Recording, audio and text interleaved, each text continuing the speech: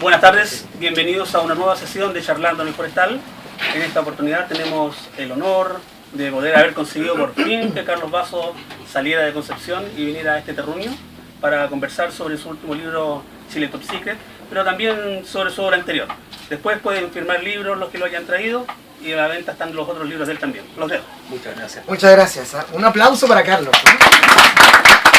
Que viene directamente de Concepción a pie para llegar a esta hora acá que le ofrezca. No, me vine nadando. Te viste nadando.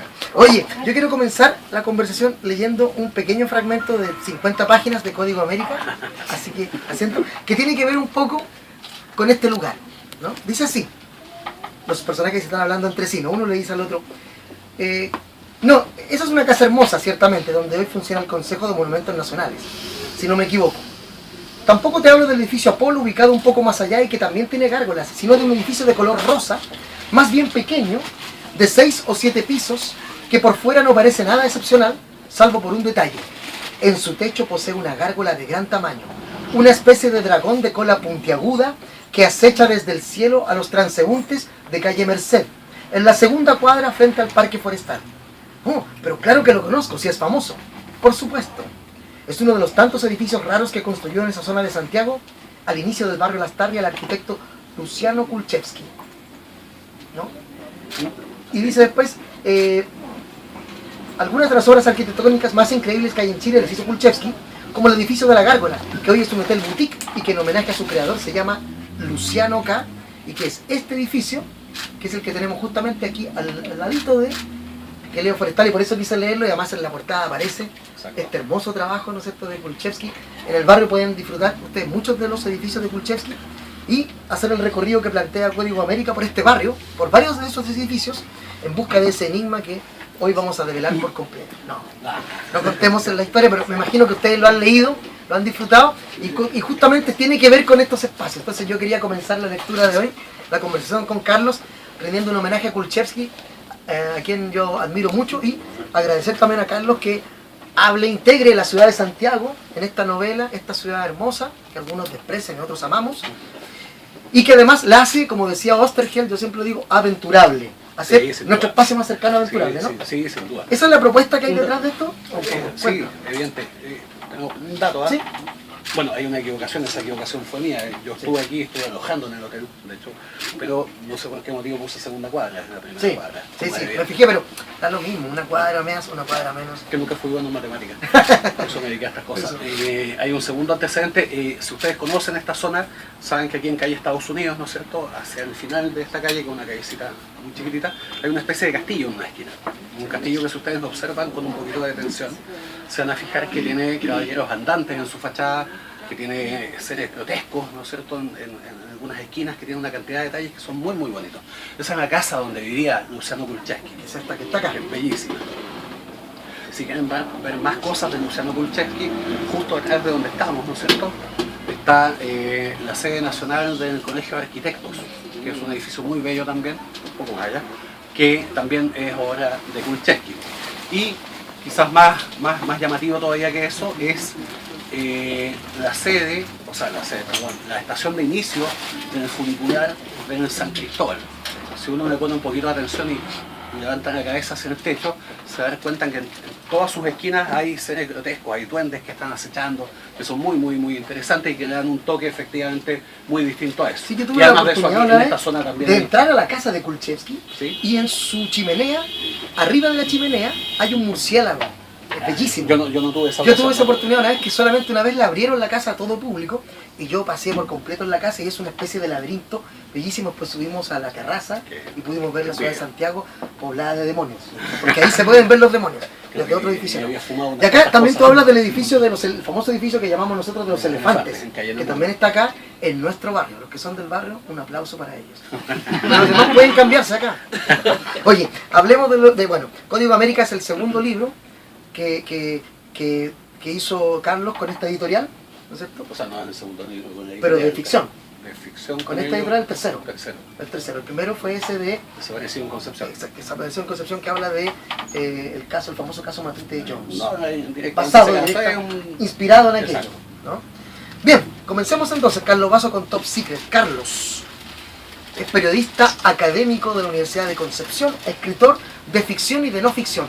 ¿Por qué un investigador, se pasa a la ficción? Desde siempre, porque esto no es nuevo, tú tienes ya unas novelas en España, inéditas, en Chile aún. Así es. Una de Sherlock Holmes, ¿no? ¿Cómo se llama esa? O sea, no es de Sherlock Holmes, es de Conan Doyle. De Conan Doyle. ¿Cómo se llama? Bueno, el título que le pusieron en España no me gustó, se llama Los Pasos Perdidos de Shakespeare. Eso es antiguo, Lo que pasa es que hay una cuestión anecdótica en eso que se me contaba alguien antes. Yo siempre trabajé en no ficción. En algún momento de mi vida, por distintas circunstancias, me fui del diario donde trabajaba y me fui a una institución. Y muchos meses después, cuando me llaman a la firma del contrato de una institución pública, trabajando en comunicaciones, cuando veo lo que estoy firmando, decía que no podía escribir textos periodísticos. Mira. Entonces dije, ¿pero cómo? Entonces, por un distinto motivo. Entonces, porque era una especie digamos, de estándar que había para todos.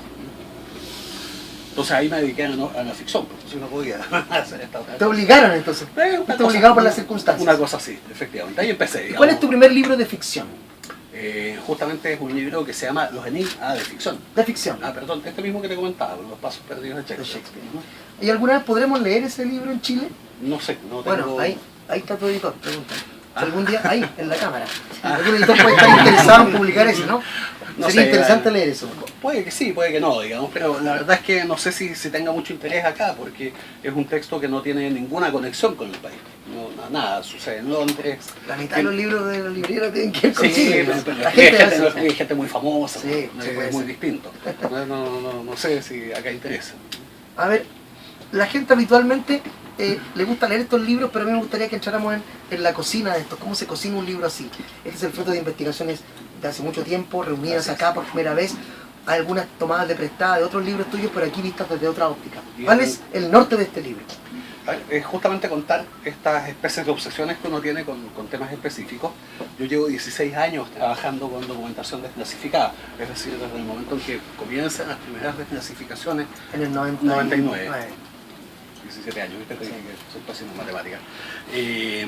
Ya he escrito 4 textos que están basados en documentación y me he especializado en eso. Creo que soy el único en el país que trabaja con eso. Hay muy poca gente en el mundo que trabaja en eso, en circunstancias que hay una cantidad de cosas ahí que son fascinantes. O sea, la información está ahí disponible incluso para todos nosotros. Para todos, sí, esto es documentación absolutamente pública. No hay ninguna cortapisa. Bueno, de repente si uno se mete mucho, misteriosamente se te cae el sitio y cosas así, pero la verdad es que no... O sea, tú dices que este video cuando lo usamos en YouTube va a desaparecer rápidamente. Ustedes ayuden, ¿no? Los gringos están habituados a estas cosas, están lo mismo. Y son además, a ver, efectivamente los estadounidenses tienen una tradición de libertad de información y de acceso a la información. Sí, es interesante eso. Que es súper potente. O sea, pero ¿por qué antes las desclasificaciones empiezan en ese año? No es que empiezan ese año. Cuéntame. Ellos tienen desde el año 67 una ley que se llama Freedom of Information Act, que causa mucha gracia aquí cuando uno dice su sigla, que es FOIA. Y en España sería aún más... Sí, pero más sí, bueno. ¿Ya? ¿Existe esa ley? Esa ley existe desde el año 67. Esa ley establece que todos los actos, todos los documentos que producen todas las entidades del Estado en Estados Unidos son públicos, salvo 9 excepciones que tienen después de 25 años. Después de 25 años son públicas, salvo 9 excepciones que están detalladas ahí y que tienen que ver básicamente con la protección de fuentes de información, con antecedentes sensibles y qué sé yo. Por lo tanto, eso existe hace muchos años. Lo que pasa es que en los años 90 esta información hay dos cosas. Comienza a ser subida en PDF en la web, ¿ya? O sea, se hace mucho más masiva. Antes tú tenías que pedir los antecedentes, y todavía se puede hacer. Yo he pedido antecedentes a Estados Unidos que nos mandan. Bueno, no siempre.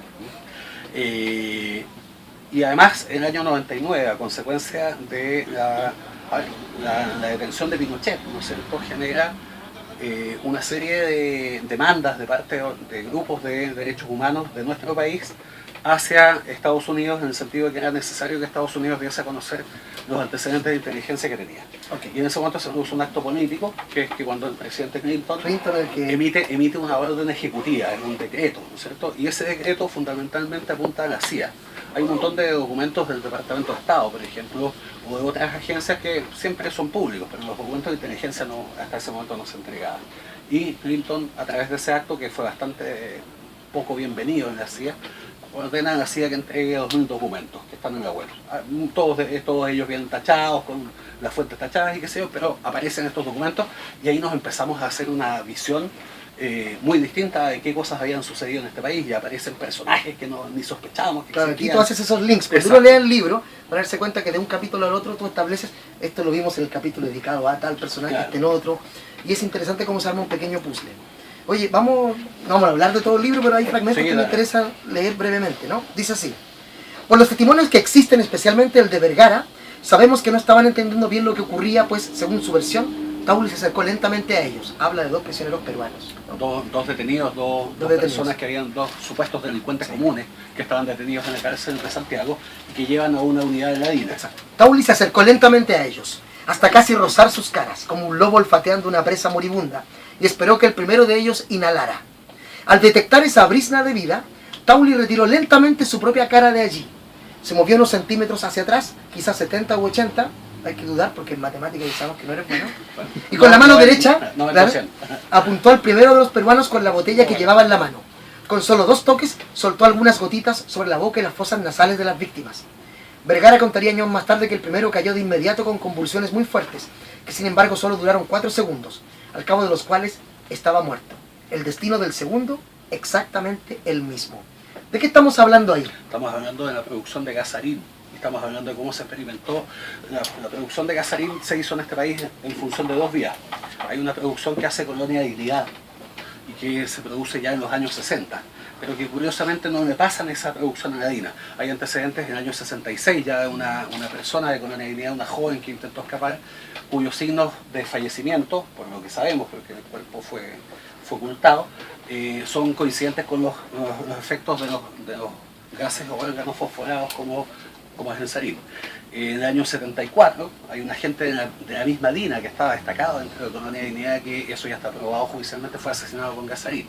Pero al mismo tiempo la DINA empieza a producir ella misma gasarín y manda a Michael Townley, cuya vida está contada aquí, lo manda a distintos países de Europa, él compra los instrumentos que se necesitaban, los envía a Santiago a través de la valija que usaba Colonia de Dignidad. Se contacta con la gente de Colonia de Dignidad y ellos ayudan, ¿no? Se coluden. Se coluden, se envía eso hacia acá, él monta en su casa, en la casa donde vivía con su esposa, donde jugaban sus niños. Mariana Callejas, escritora que ustedes recordarán de los años 80. Claro, muy amiga de esta casa, ¿no? Ah, no, Sí. no hay que decir nada. Hay mucha producción en torno a ella últimamente, a partir Sí, de su muerte bueno, también. hay una reciente. serie de ficción que se Sí, pasea en la obra de teatro de Nona Fernández también, que habla en clave de humor, de comedia negra, sobre Claro, eso. exacto. Bueno. Bueno, Y en esta casa entonces en está esta, casa, Callejas, Tauli. en esta casa, te insisto, una casa que Sí. la DINA compra, que le pasa a él, donde él vive, donde están jugando su hijo, donde Mariana Callejas se junta con los demás escritores de Santiago, qué sé yo. Ahí montan un laboratorio de producción de gasarín y empiezan a hacer experimentación. Bueno, ahí acude este bioquímico Eugenio Berrío, que son muy amigos, ¿no es cierto? Y empiezan a experimentar, hay testimonios que usan cobayos, usan animales mayores ya, y después de eso pasan a los humanos. Entonces, en este caso, estas primera- 2 víctimas la primera peruanas. experimentación, ¿no es cierto?, son 2 personas que están detenidas en la cárcel de Santiago. Se supone que delincuentes comunes, la verdad es que ni siquiera se sabe cómo se llamaban. Es más, no hay ni siquiera constancia de en qué fecha sucedió. Hay testimonios, hay distintos testimonios que son coincidentes y que cuentan este episodio, pero algunos dicen que fue en 75, otros dicen que fue en 76. Como sea, estas personas son efectivamente gaseadas, ¿no es cierto? Y Townley, hay una parte previa donde se describe, porque así lo cuentan, él llega vestido con una bata, ¿no es cierto?, con guantes, con una máscara gigantesca y con un spray en la mano. Debe haber sido una escena muy... Tú haces muy una prefiguración o sea, un retrato de Townley bien interesante acá, un tipo que siempre quiso ser lo que terminó siendo finalmente. Buscó ese destino, ¿no? Es un tipo, a ver, pero eso tiene matices. Townley, ustedes seguramente han escuchado muchas veces que fue agente de la CIA. Eso es falso. Aquí se desmiente completamente. Jamás fue agente de la CIA. Esa es la versión interesada, obviamente, que inventa la DINA para sacarse el pillo de las atrocidades que cometió Townley. Townley, hay cosas que a veces son impopulares que uno las diga, ¿no? Pero la CIA es bastante profesional en sus cosas, ¿no? Son tipos que hacen muy bien su trabajo en la mayoría de las cosas. Y por ejemplo, sus procesos de selección de personal son bastante estrictos. Townley él mismo se fue a ofrecer a la CIA varias veces, tanto en Miami como acá en Santiago. Y en todas las ocasiones le contestaban una cosa así como, siga participando. Le avisamos. Y exacto, nosotros lo llamamos, no se preocupe. Váyase a su casa y lo llamamos apenas tengamos una decisión. Eso nunca sucedió, él nunca fue llamado, porque era bastante evidente. Primero que nada, era un joven que fue muy conflictivo en su adolescencia. Él no pudo terminar, cuando sus padres se vienen a vivir a Santiago, el papá era gerente de la Ford Motor Company, él lo ponen en el colegio San George, ¿no es cierto? Tuvo muchísimos conflictos, fue expulsado del colegio, terminó volviendo a Estados Unidos a terminar la educación secundaria, no fue capaz de entrar a la universidad, tenía pésimas notas, tenía pésima conducta. Entonces, bueno, hacía, evidentemente, yo me imagino que todos esos antecedentes en cuenta. Además, teniendo 18 años, se mete acá en Santiago, se enamora perdidamente de la Calleja, que tenía 28 años, tenía 2 matrimonios fracasados a cuestas, tenía un montón de cabros chicos, no tenía un montón, se me puse. Tenía dos niños en ese momento. Un montón. Matemáticas. Para los el estado de situación local con el dinero son muchos. Sí, bueno. Después ellos tienen más hijos propios, ¿no es cierto? Nunca tuvo un empleo fijo en principio, hasta que empezó a vender enciclopedias. Y tenía un solo deseo que lo animaba. Él tenía un deseo infantil de ser una especie de personaje de acción, un espía, un superagente. Muchas gracias. Una especie de espía. Sin sarín, ¿eh? Solo. Sí, por favor, verifiquemos que eso es una botella. Claro. ¿A quién está llamando? Hay gente sospechosa acá con celulares. Sí, ¿eh? sí, por favor, Tomen apague todos los fotografías. teléfonos. Perfecto. Gracias. Se puede pasar con compulsiones ahí. Claro. Pero serán vivos grabados, vamos a tener éxito con esta charla. Tenía este deseo infantil. Y De ser un espía, un hombre de acción. de ser un espía, ¿no es cierto? Y la CIA evidentemente jamás lo tomó en cuenta. Pero la DINA sí, y la DINA usó en su beneficio este deseo infantil, ¿no es cierto?, prometiéndole que lo iban a convertir en algún momento en oficial del ejército, cosa que es absurda. Que no sucede. Obviamente no sucede, y no puede suceder, No puede porque, suceder, para porque que no no es sea, chileno. porque no es chileno. Para que sea oficial del ejército, de lo que sea, ¿no es cierto?, tiene que ser chileno. O sea, el requisito número 1 en todas las escuelas matrices, ser chileno. Bueno, para terminar con el capítulo Townley, dice: en efecto, Townley, al igual que muchos líderes nazis y que otros integrantes de la DINA, no veía inconveniente en matar a destajo, incluso como parte de su proyecto marital.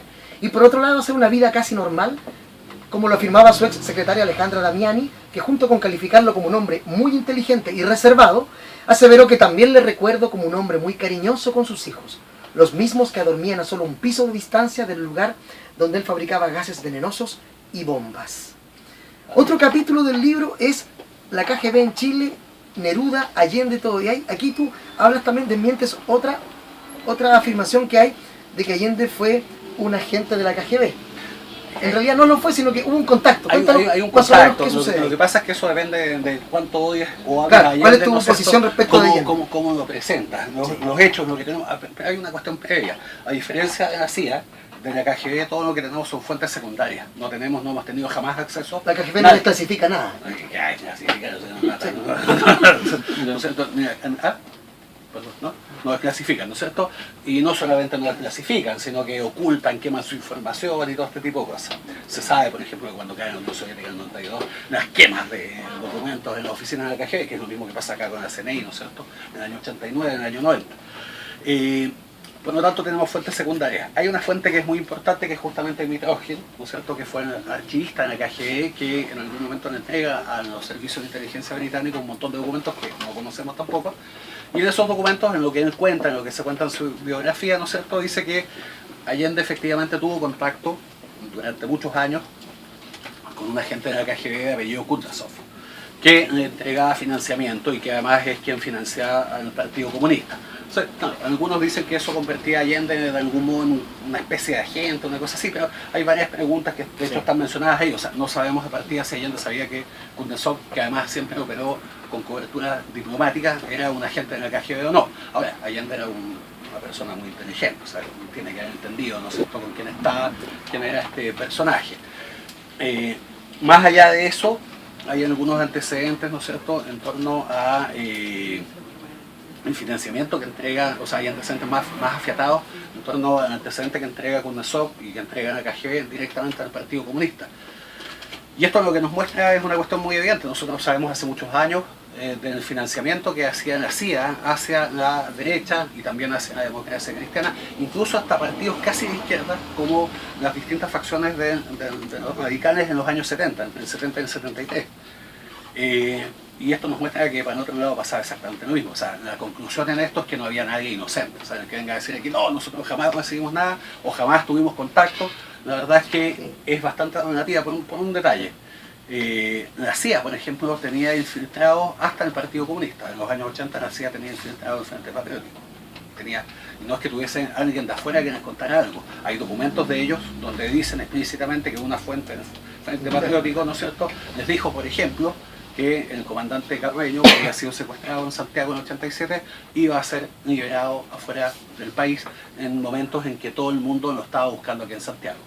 Sí, justamente de ese detalle iba a hablar. Y otra cosa que tú mencionas acá que a veces uno no sabía, era que la CIA ya estaba interesada en Chile antes de Allende, incluso ya estaba un poquito antes de Allende, en el 60, como dice, ya estaba mucho antes, en el 50. mucho antes. La CIA en la KGB, todos Sí, operaban acá antes. desde los años 40. O sea, la CIA oficialmente nace en el 47 y ya en el año 50 tenemos documentación de la CIA sobre el país. Es documentación que tenemos. América Latina estaba disputada en ese momento en la Guerra Fría, ¿no? Ya quizás no tanto hoy, pero en ese momento sí, era un momento especial. Muchísimo. Pero fíjate que viene de antes.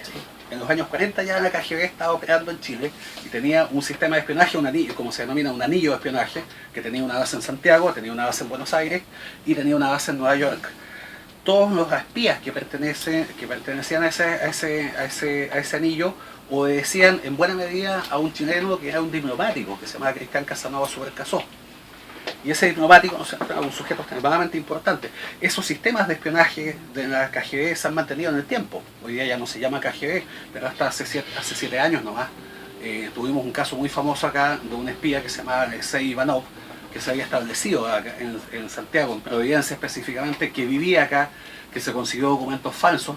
De hecho era un sujeto de aspecto ucraniano y tenía unos documentos a nombre de Andrés Pincheira, ¿no? Era bastante chistoso eso, pero pese a eso tenía una novia, tenía una empresa, tenía auto y nadie sabía qué estaba haciendo aquí, hasta que cuando cae un anillo de espías en Estados Unidos, en Washington específicamente, aparece el nombre de él y él desaparece, se va de aquí y finalmente nunca más se supo.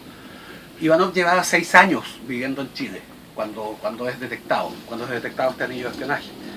Y lo que estaba haciendo es que sencillamente, no sé si han visto la serie de televisión de América, la gente que es enviada, ¿no es cierto?, a meterse en una cultura distinta, a hacerse pasar por ciudadanos de un país distinto que en algún momento son activados. Eso estaba haciendo Ivanov acá.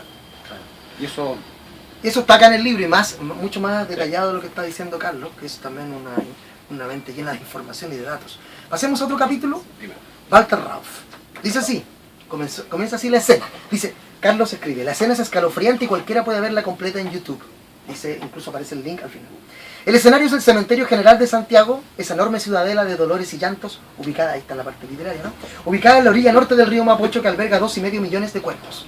Otro dato ahí, ¿eh? La fecha es el 15 de mayo de 1984. En el video se ve, grabado por la agencia noticiosa Associated Press, y que alguien subió a las redes, algo aparentemente común en un camposanto. 4 trabajadores que bajan un ataúd, provistos de poleas, etcétera, etcétera. Sin embargo, el público de alrededor, uno de ellos se adelanta a todos. Es Miguel Serrano, escritor y diplomático chileno y líder mundial del nazismo esotérico, vistiendo un abrigo de cuero negro como los que usaban los altos oficiales de las infaustas SS hitlerianas. Extiende su mano derecha hacia adelante y comienza a gritar a todo pulmón, Heil Hitler, Heil Walter Rauff. Interesante comienzo de capítulo. ¿Qué pasa con Walter Rauff y Chile? Brevemente. Muchísimo, sí. Para que lo compren. Si no lo contigo. ¿Qué pasa? ¿Cuál es la relación de Rauff? Cuéntalo todo entonces. No, a ver, este personaje fue muy importante, lo que lo hace más conocido y lo que causa su petición de extradición en 1962 es que él dentro de las SS en algún momento fue jefe de su sección técnica y como jefe de esa sección le entregan una petición específica que es que cree una máquina o algún ingenio que permita matar de una forma menos vistosa. Y les voy a contar la anécdota de por qué es eso, a los judíos. Sucede que el máximo jefe de las SS, Himmler, viaja en 1941 a un campo de concentración en Polonia y presencia la ejecución. Viene el jefe, tenemos que hacer una bonita ejecución, cabros, ¿no es cierto? Disparen. Y ejecutan con un grupo de fusileros a unos prisioneros judíos. Himmler mancha su capota, o bueno, no la mancha, digamos, la sangre y la masa encefálica de las víctimas le mancha su capota y él se siente asqueado con esto. Y dice, esto no Una forma más higiénica. Una forma más higiénica, necesitaban una forma más, no más que eso, más aséptica. Entonces le piden a esta sección técnica de las SS que invente un método más eficiente, más aséptico. Y Walter Rauff efectivamente adapta un plan que existía, que se estaba aplicando, que es el plan T4, que consistía en eutanasia a personas discapacitadas, personas alemanes, digamos que cumplían con todos los estándares étnicos que había impuesto el nazismo, pero que tenían discapacidades físicas, discapacidades mentales, enfermedades terminales, o bien que pertenecían a grupos subversivos, masones, católicos de algunas denominaciones específicas, ¿no es cierto?, etcétera. Él adapta ese sistema y crean estas gas vans, las cámaras de gas móvil, que básicamente son camiones sellados herméticamente, con contenedores sellados herméticamente, a los cuales va conectado el tubo de escape de este vehículo. Y fue celebrado como un triunfo gigantesco. O sea, qué tipo más ingenioso, porque usaban la misma combustión del motor, el monóxido de carbono, como el veneno, ¿no es cierto?, con que mataban a estas personas. Las subían a estos camioncitos, paseaban 15 minutos y al cabo de 15 minutos había 50 o 60 cadáveres que no habían producido ni masa encefálica ni sangre. Entonces, eso les pareció muy bien. Se estima que con ese método mataron a 97.000 personas. Y eso es lo que ocasiona la acusación en contra de este personaje cuando llega a Chile. Lo que hay que decir de él es que estando acá, él es captado además como agente del BND, de la Agencia de Inteligencia Alemana. Previo a eso, él fue agente, por lo menos hay 3 documentos de la CIA que así lo firman, fue agente del Mossad. Es un tipo que se cambiaba de bando como quien se cambia de camisa, ¿no? Y después de eso fue de algún modo asesor, o por lo menos tuvo mucho contacto con la DINA y también con colonialidad. Exacto, esto está profusamente aquí y me imagino que estará en la secta más profusamente investigado en el libro que estás preparando sobre colonialidad. Terminemos con Walter Rauff con este pequeño texto. Dice, por cierto, a partir de lo que dice Carlos, Rauff siempre negó siquiera saber del tema, pese a la evidencia que había. En una declaración prestada en 1972 en Santiago dijo que tiendo a pensar que este asunto de las cámaras de gas móviles partió cuando yo estaba en la Armada, agregando que cuando regresé vi 2 de estas cámaras de gas en el patio, las que Pradel me mostró. De algún modo me enteré de que eran usadas para ejecutar sentencias y para matar judíos. No tenía idea. Él era inocente como muchos otros en Chile, sí, para desprestigiarlo. Exactamente. Bueno, hay harto se enteró ahí por la prensa. Exacto. Bueno, Himmler, también hablamos de Himmler aquí. Hablamos, digo, yo vine a escribir el libro. Habla él. Dice así, de acuerdo a una investigación efectuada en 2012 por los fiscales alemanes Kurt Schrimm y Uwe Steins, cerca de 9.000 criminales nazis, principalmente pertenecientes a las unidades de élite del nazismo, huyeron de Alemania con destino a América Latina. Fíjense, 9.000 criminales nazis. Tú mencionas acá que porcentualmente los que llegaron a Chile eran más que los que llegaron porcentualmente a otros países de América Latina. Exacto. Se estima que, según la estimación que hacen estos fiscales, que además es la fiscalía especializada en persecución de nazis, a Chile llegan desde 500 a 1.000 aproximadamente. No hay una cantidad exacta, pero es una cantidad bastante más significativa que aquella que conocemos. La verdad es que son muy pocos. Sabemos de 2 o 3 casos, ¿no?, de gente que estuvo acá. Un poquito más, sabemos de Rauff, sabemos que Mengele también estuvo por lo menos una semana acá, sabemos que Klaus Barbie viajaba habitualmente, sabemos de Pripke que estuvo acá también, Kups y otros, pero la verdad es que sabemos súper poco y con los últimos datos que han ido apareciendo hemos ido de a poquito sabiendo algunas cosas más. Por ejemplo, en los documentos desclasificados de dignidad, los documentos que conocemos hace 2 años, ¿no?, hay una cantidad importante de menciones de algunos personajes nazis. Se cuenta, por ejemplo, que en Temuco vivía una especie de eléctrico que aparentemente ejecutaba algún tipo de trabajo a dignidad, se nos apellido, podemos recordar el apellido, que había sido uno de los creadores de las bombas B2 junto con Bernard von Braun. Solo vivía en Temuco, no tenía un taller eléctrico. O sea, a ese personaje nunca nadie lo buscó, nunca nadie supo de él, nunca nadie dijo nada.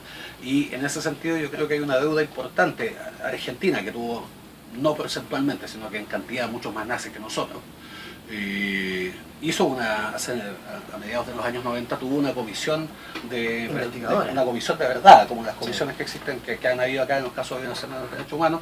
Tuvo la CEANA, la Comisión de Esclarecimiento de Actividades Nazis, que efectivamente contó mucho de lo que hizo el Estado, hizo una muy buena investigación. Acá eso no ha existido. Acá no sabemos, por ejemplo, eso tú lo contabas, a raíz de que Himmler en el año 39, según un documento británico, tenía un broker, un sujeto que hacía inversiones personales de él, y que ese broker funcionaba básicamente en Chile, tal nombre del personaje.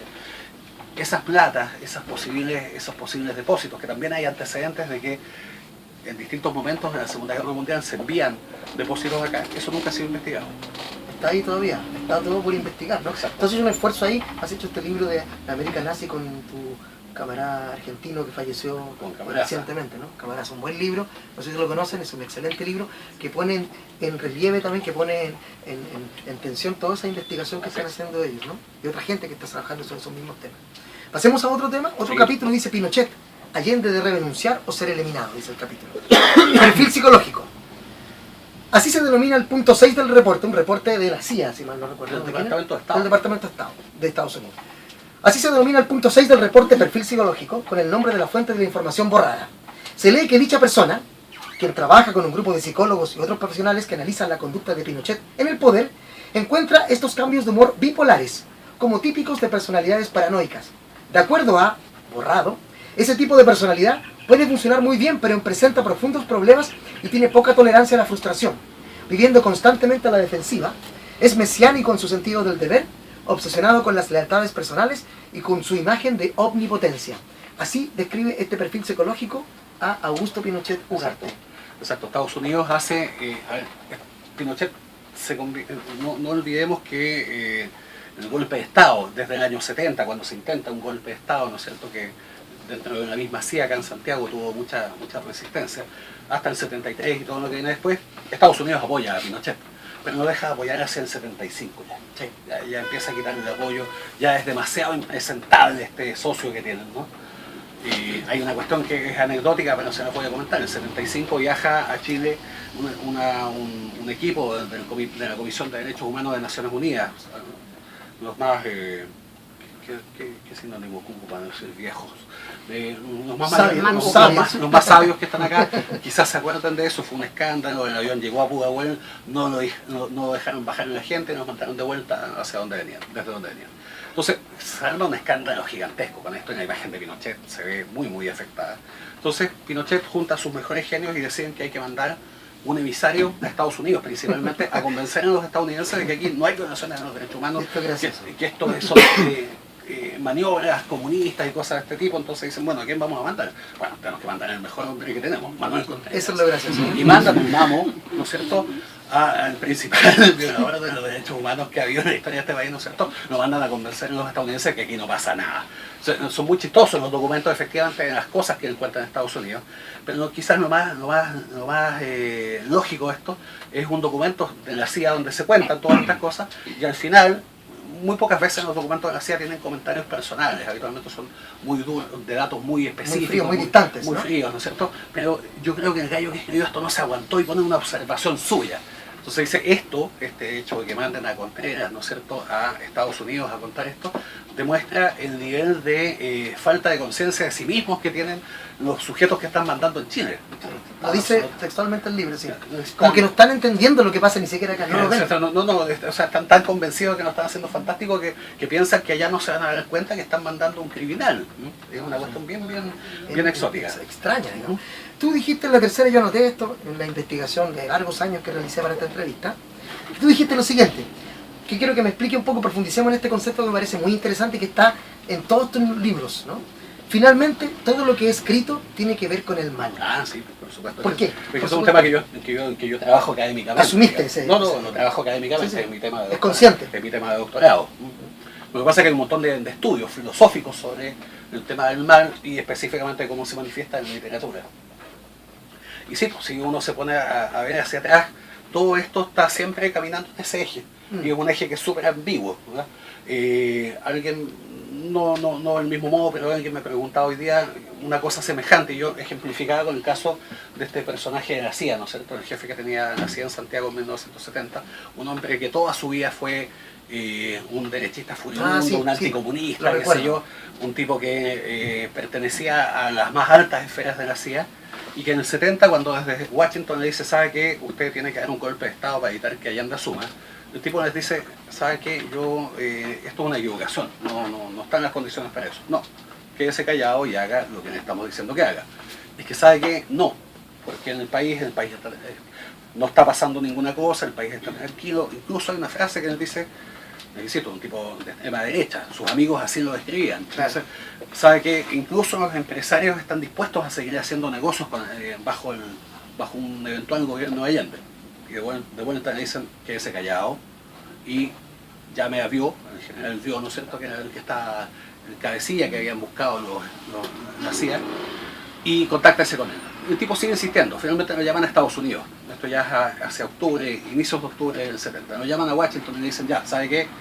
O se queda callado y hace lo que ejecuta o se va. Ok, bueno, vuelve a Santiago, se aguanta un día más o menos, y al día siguiente ya le manda un documento muy pesado, porque en ese momento ya estaba tomando forma este plan absurdo, descabellado, que habían diseñado en Estados Unidos, que consistía en que un grupo ultraderechista chileno, no existía para la libertad formalmente como en ese momento todavía, este grupo de ultraderecha con armas provistas por Estados Unidos iba a secuestrar al general Schneider, y ellos suponían que eso iba a motivar un estado tal de conmoción, ¿no es cierto?, que no iba a asumir Allende, sino que el presidente Frei iba a estar un día más. De una cosa delirante, absolutamente. Es como estos diagramas del coyote en el correcaminos, ¿no? O sea, hacemos esto, cada un paso por acá, esto pasa hacia allá y después este vuelve, y es una cosa de ese tipo. Entonces, cuando pasa eso, les dice, ¿sabe qué? Esto es una estupidez y esto va a terminar en un baño de sangre, como sucedió. Efectivamente, Schneider es asesinado, ¿no es cierto? No pasa nada de lo que estos genios en Washington estaban pensando, y esto culmina con que Allende asume el 4 de noviembre, y al día siguiente llaman a este jefe de la CIA a Washington, le quitan sus jinetas, ¿no es cierto? Lo despiden, lo acusan de que es socialista. Además dicen eso, sí. Sí, que es socialista, ¿no es cierto? Y el tipo termina falleciendo en medio de la demencia y de la paranoia, ¿no? Ahora, ese sujeto años antes había participado en un golpe de Estado. Él había sido el artífice del golpe de Estado que se da en Guatemala en 1954. Había participado en acciones bien detestables, ¿no? Había participado en cosas bien siniestras. Él había estado metido en la estación de la CIA en Miami, desde la cual partían los incontables intentos de homicidio de Fidel Castro. O sea, un tipo que tenía una ética bastante difusa y que en un momento determinado, aparentemente por una decisión profesional, yo no me imagino que haya sido otro motivo, sabiendo lo que le iba a pasar, el tipo insiste. Entonces, si uno lo ve desde un punto de vista, entre comillas, académico, el mal va cambiando, va mutando. Uno lo puede ver muy fácilmente en el caso Towley, por ejemplo. Y citas acá también el famoso libro de Hannah Arendt sobre la banalidad del mal. Lo cito justamente en función de Michael Towley. Justamente ese tema, ¿no es cierto? Que si alguien tiene la oportunidad de leer ese libro, acá también está el de Eichmann en Jerusalén. Ahí es donde está anunciado. Está anunciado ahí la idea central del otro libro. Es un libro que está accesible a un precio muy barato, también editado en Chile. No, porque la gente dice que los libros son caros. Ese está especialmente barato, el de Eichmann en Jerusalén, que es muy buen libro. Que es muy bueno. Sí. Exacto. Oye, a propósito de lo que tú decías, parecía en un momento cuando uno lee tu libro, pareciera ser que en un momento de esa década, 50, 40, 60, 70, Chile está como en la mitad de esta disputa de la Guerra Fría. Somos el jamón de ese sándwich terrible, ¿no? Y nos pasan cosas. Muchas de esas cosas nos gravitan todavía en la vida de Chile desde hoy. ¿No? Efectivamente. O sea, de hecho, todo lo que pasa hoy día, la misma división que tenemos hoy día, esta división muy potente entre derechas e izquierdas, y que hoy día se está reeditando, además está apareciendo de nuevo esta imagen de los 3 tercios, viene de ahí, pues. Viene de aquellos años y viene de las maniobras, ¿no es cierto?, de todas estas dos potencias que se pelean este botín. Este botín que no tenía muchos habitantes, que era un botín que estaba en el fondo del mundo, pero que tenía una importancia fundamental en función de este documento de la CIA, yo te lo mencioné, ¿no?, del 67. Sí, creo que sí. Ya, lo del Che Guevara. ¿Sí? Ah, no. Ya, lo que pasa es que es un último dato. En el 67, cuando es ejecutado el Che Guevara en Teoponte, la CIA en Venezuela, hace un estudio de qué pasó ahí. Y hace todo un detalle, ¿no es cierto?, de estos hechos y concluye que en función de lo acontecido con el Che Guevara ya no hay que preocuparse más de los intentos violentistas de la izquierda. O sea, dicen, la vía armada para, en el caso de América Latina para la conquista del poder ya no existe. Cuba fue una excepción y no va a pasar de nuevo. Así que ese ya no es tema para nosotros. No se preocupen más, amiguitos de la CIA de todas las estaciones, porque ese ya no es tema. Por lo tanto, uno ve ese documento llega hasta ahí, no dice nada más. Pero a contar de ese minuto se aumenta la presencia de la CIA y de todas las agencias de inteligencia estadounidenses en Chile. Mandan a sus mejores hombres. De hecho, Heckscher, el personaje de la CIA que estaba en Santiago, que yo les menciono, era uno de los agentes más top que tenían, ¿no es cierto? Lo mandan como jefe de la estación de la CIA.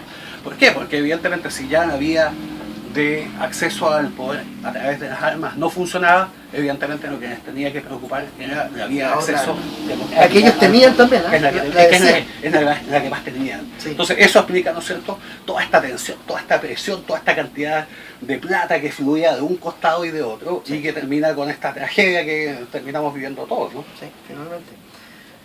Carlos, ¿cómo cambia tu trabajo ahora en un mundo en que está, ¿no es cierto?, Wikileaks, está Snowden? ¿Cómo cambia tu investigación? Ya pasó esos documentos que están borrados ahora, estos tipos han logrado pasar documentos completos, ¿no es cierto?, digitalmente, o información secreta. Fíjate que ya cambió el sistema de espionaje. Sí, también. O sea, ya no, esta imagen del espía, yo en algún momento escribo a Heckscher, me imagino fumando de noche, escribiendo ahí desde su oficina. El espía clásico. Eso ya no existe, ese gallo con impermeable, no, eso ya no existe, porque hoy día ya no necesitas un informante en el PC, necesitas un troyano, ¿cierto?, que llegue al computador y tienes toda la información a tu disposición. Si tú ves los documentos que entregó Snowden, claro, ni siquiera son documentos, son PowerPoints, la mayoría de ellos, ¿no? Exacto. O son logs de registros de computadores, que para cualquier persona, incluyéndome, son incomprensibles.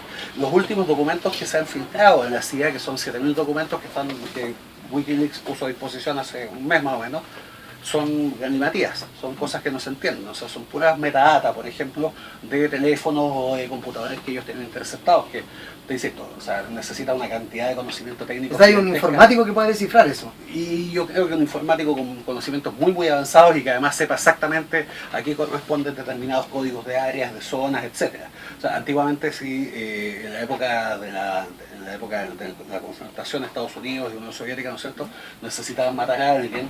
Está el famoso caso de este periodista búlgaro que la KGB asesina con un paraguas que le inyecta un veneno, ¿no? Hoy día no necesita... Está el micropunto, esas cosas que uno ve en las películas, ¿no? Nada, eso existe ya. O sea, hoy día si necesitan Estados Unidos o muchos de estos países necesitan matar a alguien, bueno, desde un dron le disparan a 12.000 metros de distancia y no le miran, de paso matan un poco más de gente, ¿no? Entonces, todo eso ha cambiado. Por lo tanto, yo no sé cómo va a seguir esto. Pero de todos modos yo me imagino que tiene que haber todavía alguna parte de inteligencia clásica que va a seguir apareciendo a medida que vayan desclasificando. La ecuación, claro, la cosa humana está ahí todavía presente. Bueno, de esos temas y más habla este libro. Aquí Carlos ha hecho para nosotros un rápido resumen que me imagino muchos de ustedes ya leyeron, ¿o no? Algunos ya leyó el libro, todavía no. Y ya les contamos el final, man. Sí. Al final mueren todos. No. Pero es top secret, que no salga de esta sala. Oye, en atención a que hay mucha gente esperando firmar, no vamos a hacer preguntas, así que concluimos ahora la entrevista con Carlos. Un aplauso fuerte para Carlos. Hace mucho tiempo que queríamos traerlo y no podía, que se yo, no coincidía, se tenía que ir, así que ahora yo les invito a pasar a firmar sus libros. Espera un segundo, ¿sí?